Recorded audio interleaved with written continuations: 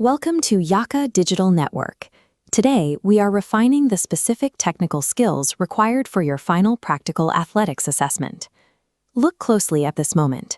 Unlike aesthetic sports like gymnastics, athletics is binary. It is measured and judged by objective data, speed, height, or distance. Because the assessment is objective, the examiner is looking specifically for technical efficiency, your ability to reach your maximum physical capacity with zero wasted energy.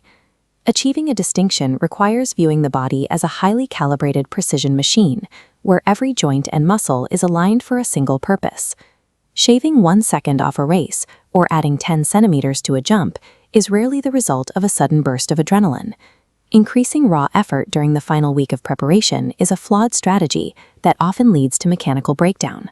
Success depends on trying smarter, identifying the specific points where your movement is fighting against your momentum. We will deconstruct the perfect attempt by locating biomechanical leaks, applying the efficiency cycle, and establishing a routine for mental readiness.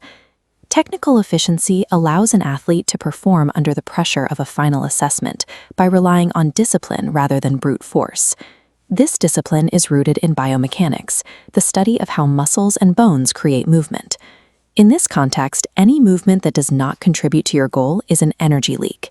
In a sprint, these leaks accumulate over every stride, turning minor technical flaws into significant time losses at the finish line.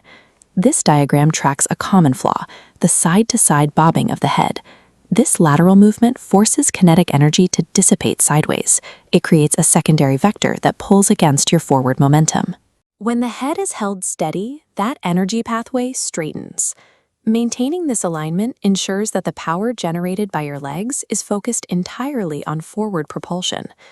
Correcting your biomechanical alignment ensures that your existing strength is converted into velocity more efficiently, improving your time without requiring additional physical conditioning. These principles apply equally to field events, starting with throwing disciplines like the shot put or javelin. A major energy leak occurs if the elbow drops just before the release. This dropped angle breaks the mechanical lever of the shoulder, causing power to bleed out before the implement is even released. In jumping events, the body's vertical capacity is just as sensitive to minor alignment shifts. If an athlete looks down at the ground during takeoff, the spine is forced into a curve that kills the body's vertical lift. That curve prevents the skeletal structure from transferring the force of the jump directly upward. Because these actions take place in fractions of a second, these leaks are often invisible to the athlete during the attempt. Without correcting these posture and leverage issues, even a powerful athlete will struggle to meet the distance or height required for a top grade. Systematic improvement requires the athletic efficiency cycle, a 3-step loop for hunting down and fixing these technical flaws. First, you must observe.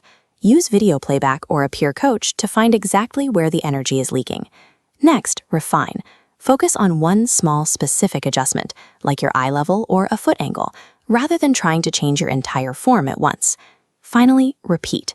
This step embeds the corrected movement into your muscle memory until it becomes automatic. 10 minutes of this targeted cycle produces more reliable progress than an hour of unguided repetition, because each movement is refined by objective feedback. Examiners can immediately distinguish between a student who is guessing and one who has utilized a systematic technical approach. Following this cycle builds a technique that remains stable even under the pressure of the assessment. Efficiency is not just physical, it is also mental, particularly in the moments before you step onto the track or into the circle. A pre-performance routine is a rehearsed sequence of actions that blocks out external distractions and readies the body for the attempt. During the assessment, attempting to remember complex, multi-step technical cues can cause the body to hesitate. To manage this, athletes use the one-word rule to simplify their cognitive focus at the start of an attempt. Thinking of a single actionable cue, like drive, snap, or reach, is enough to trigger the entire chain of trained muscle memory without overthinking. This simplification allows the physical machine you have built to execute the movement automatically. Many students believe that pushing the body to exhaustion in the final week of the exam will lead to a better grade. In reality, last-minute high-intensity training exhausts the central nervous system, making it harder for your muscles to fire with technical precision. Instead, athletes use tapering, a strategic reduction in training intensity that allows the body to recover. This recovery ensures you are 100% physically fresh and technically sharp on the day of the test. On the day of the assessment, your primary objective is to stick strictly to your established, practiced mechanism. Panicked adjustments, such as changing your step count or your approach speed at the last minute, will only lead to errors. Tapering protects the technical refinements you have made, ensuring your body is prepared to execute at its highest capacity. The examiner is there to measure the efficiency of the machine you have built through consistent, intelligent practice.